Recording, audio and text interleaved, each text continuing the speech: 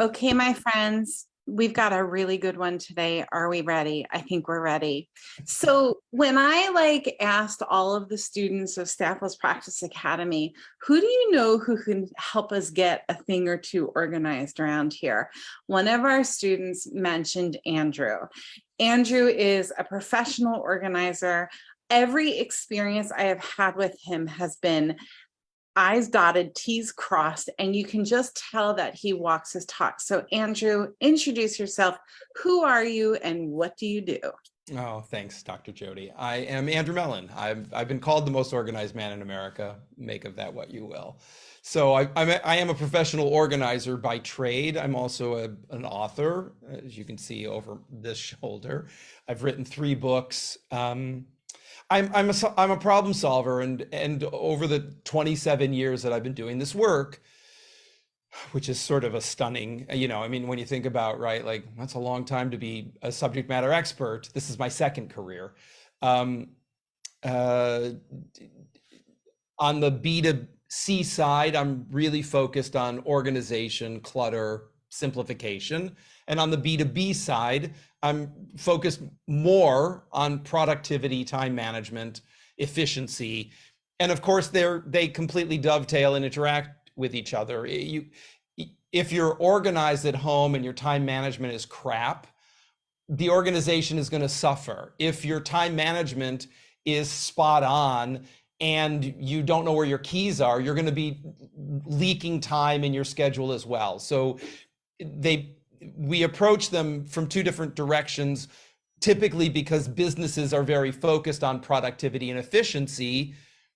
And what I know through my work is that the organization supports that. Even though Right. they think that it's more of a quality of life thing, I know that they're integrated. And it's the same thing when I'm working with my private clients around organization. We have to up their game around time management as well, because no amount of tidiness, if you still can't manage your time, the organization's only going to get you so far. You're still going to be showing up late, double booking, doing all of those things that are going to create unnecessary and probably unwanted complications in your So life. where do people, I can think of 5 clients right now that I work with who are just always in the storm, right?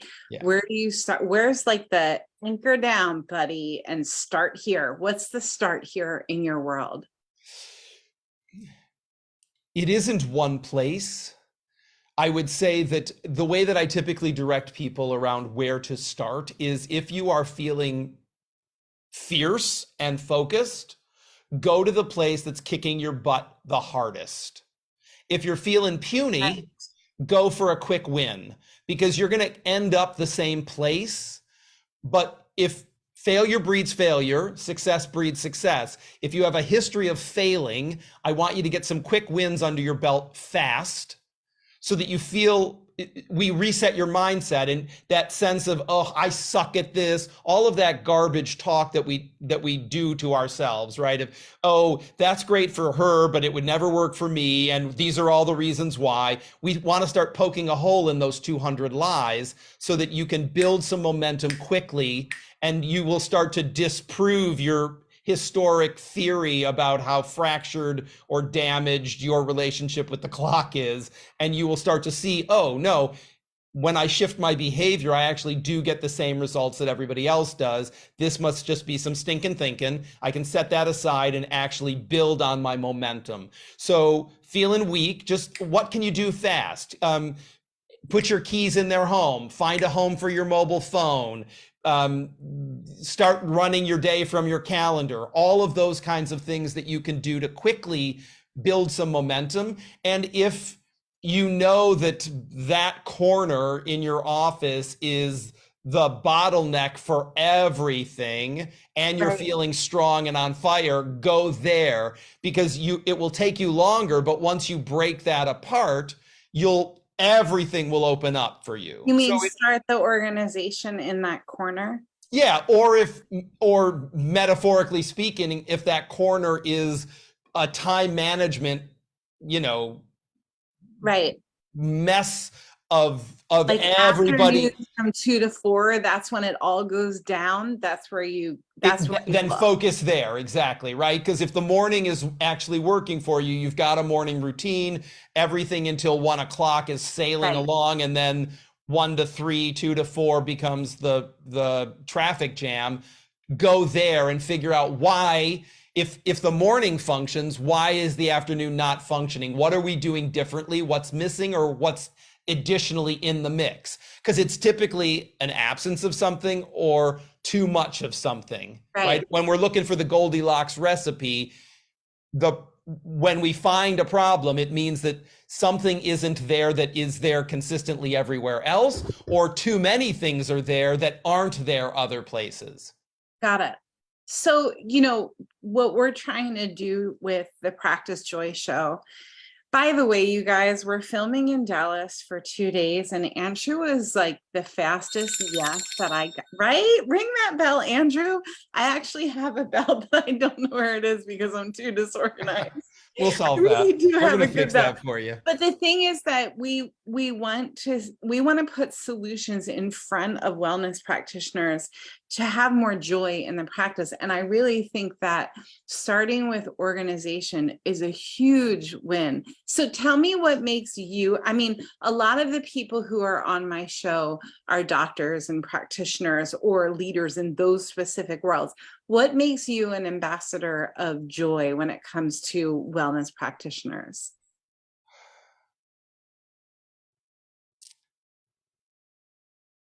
We want a direct path to happiness, right? Everybody, I mean, the Dalai Lama, everybody says we want to be happy.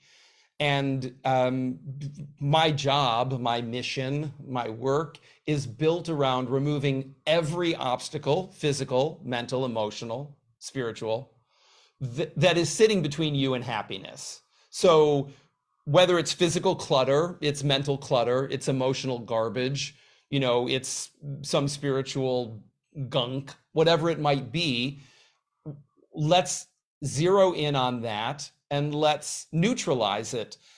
If it's not serving you, it's a disservice. Let's extricate it, and let's be laser sharp about that. Let's be dispassionate about it. Let's not bring narrative to it that will only slow us down and make it stickier, right? Typically those stories that we tell ourselves about why something must be the way it is, particularly when it's not optimal. We're seldom telling ourselves those stories about things that are functioning really well, right? We're talking crap to ourselves about the stuff that isn't working. And that just reinforces its placement and its prominence in our path. And we want to remove it so that you can be happy. You can have free time. You don't feel like you're stealing time from the future. If you want to read a book, read a book. Read a book joyfully. Don't read a book feeling like you're stealing time from some future appointment that you should be keeping with yourself. It's your time. Now, time is a non-renewable resource, so one wants to treat it with some care and some respect because you can't make time. You can make money, but you can't make time. So when you're thinking about your time, I want you to be conscious, present for what you're choosing to do. And if the thing of highest value to you is laying in a hammock, reading a book, or making love, or cooking a delicious meal, or walking on the beach, I want you to be able to do it wholeheartedly and fully present, not as if something is waiting for you. And as soon as you get back to the office or home, a shitstorm's going to hit you in the face, and all of the joy of where you just were is wiped out because now you're back to garbage land. Right. It should be all of your life, 360 degrees, should be delicious. And even when you're doing things that are more mechanical or tasky, there's a way to approach them with efficiency and no friction so that you move through them as quickly as possible. And even the well execution of it provides a degree of happiness or satisfaction, contentment, joy, if you will, so that we're not swapping playtime for drudgery, that we're not living in that bifurcated world where this is crap, this is happy. I want to get the crap out of the way so I can be happy. You can be happy doing anything if you approach it with the right mindset, and you also have the right methodology or the right SOP, the right standard operating procedure for doing it, so that it's all in service of your bigger mission on the planet. Did your brain just go in like 50 million places? Like, I'm like, oh, SOP, he said SOP, let's do a course. Like, and then I'm thinking, I might have met my doppelganger. You know, everything that you're saying, I love the way that you phrase things. I love your word choices. I love how you say things should be delicious. I love the concept of washing the dishes to wash the dishes, and being present, even if you're taking the garbage out, even if you're serving an adjustment, you know. And what I find clinically is the more present I am with people, the more powerful, and the more somehow it's not from me, it's through me, when I'm just focused on that, which is why all of the tools that we talk about are so imperative. So if you want to learn more from Andrew, he is one of my great guests on the Practice Joy show, which we're filming in mid-August, and we're going to be streaming Practice Joy show fall of 2023. And Andrew, is there any last thing that you want to mention to our listeners, to help them to get to know you, give them something to look forward to chew on before they get more? Sure. Well, let's just do the organizational triangle, right? So when you think about getting and staying organized, just really simplifying your life. When we think about getting organized, we're going to use the top two legs of the triangle, one home for everything and like with like. When we think about staying organized, we're going to use the third leg of the triangle. That's something in, something out. So if we think about one home for everything and like with like, if you use those two rules, you will get organized. One home for everything means everything has one home, only one home. So where you keep your keys, Jody, can be different from where I keep my keys. Your keys have a home, my keys have a home. They can only ever be one of two places: in our hand unlocking something or in their home. You'll find anything in 30 seconds or less. Like with like means all like objects live together, not most of them, but all of them. So we don't have little side hacks, like we keep all the tools in the toolbox rather than keeping most of the tools in the toolbox and then keeping the Phillips head screwdriver in the junk drawer. Because we got a story, right? Like, oh, I don't want to go all the way out to the garage to get that screwdriver. I'm going to keep it right here at my fingertips. That way I'll save some time. But you don't remember that. And why would you? All of the tools belong with their siblings. So instead of splitting things apart, thinking that you're being clever, simplifying things, one home for everything and like with like will get you organized. And then once you are organized, once everything has a home, all of its siblings are together, then we just maintain something in, something out, right? If you have 150 pairs of shoes, I'm not going to tell you that's too many pairs of shoes. If you have room for 150 pairs of shoes, have 150 pairs of shoes. When you buy the 151st pair, it's because you need to retire one of the pairs. If you've ever said to yourself out loud, anybody, you, the listeners, anybody, if you've ever said there aren't enough hours in the day, then my question to you is, why would you spend any of them shopping for something you do not need, rather than doing something that you said is already important to you? Because consuming things is low down on Maslow's hierarchy, right? I mean, food, clothing, and shelter, if those are taken care of, shopping for another pair of shoes, I'm not trying to take your shoe shopping away from you, but really, if you have enough shoes, the only time you would really be on the hunt for a new pair is when you're retiring one of the old pair. If you would rather be building your practice, writing a book, volunteering at your kid's school, taking a trip around the world, why would you put shopping for shoes in front of any of those things that you've already identified are of a higher value to you? I think what we do is the opportunities in life are all about instant gratification many times. And maybe instead of shopping for the pair of shoes, we paint something, or we, so that we're still getting that instant. And, maybe stopping before it's the same thing. Janine Roth talks about pull up when you're going to eat the fridge, pull up a chair, right? So being mindful about the things that you're doing. And if if I want that instant gratification, at least name it and own it, and then make the decision.